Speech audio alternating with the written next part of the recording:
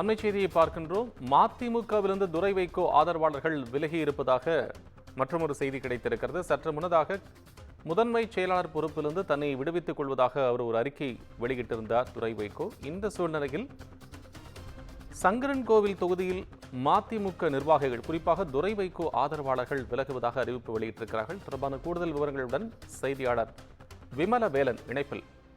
உங்கள் விவரம் விமலவேலன். வணக்கம் கோபால்.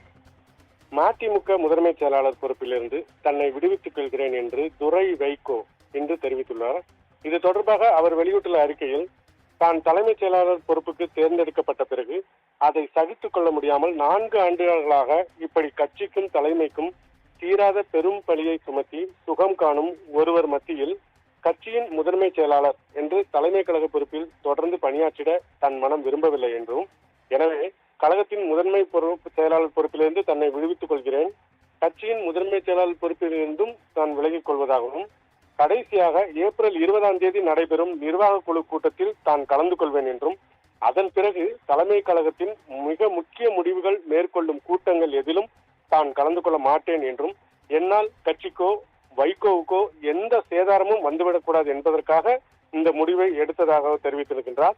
மேலும் அதே சமயத்தில் மதிமுகவின் முதல் தொண்டனாக இருந்து கட்சிக்காக உழைப்பேன் என்றும், திருச்சி தொகுதி மக்களுக்கு MP என்ற வகையில் கண்ணும் கருத்துமாக கடமையாற்றுவேன் என்றும் அவர் தெரிவித்திருந்தார்.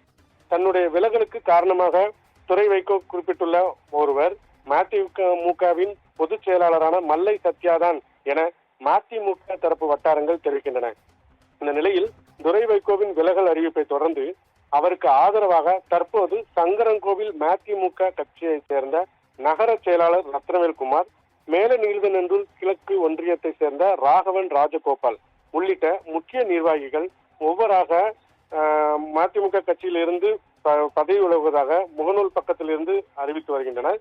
இது சங்கரன்கோவில் மதிமுக கட்சியினரிடையும் அப்பகுதி அரசியல் வட்டாரத்திலும் பெரும் பரபரப்பை ஏற்படுத்தி வருகிறது. கோபால். விமலவேலன், உங்கள் அண்மை விவரங்களுக்கு நன்றி.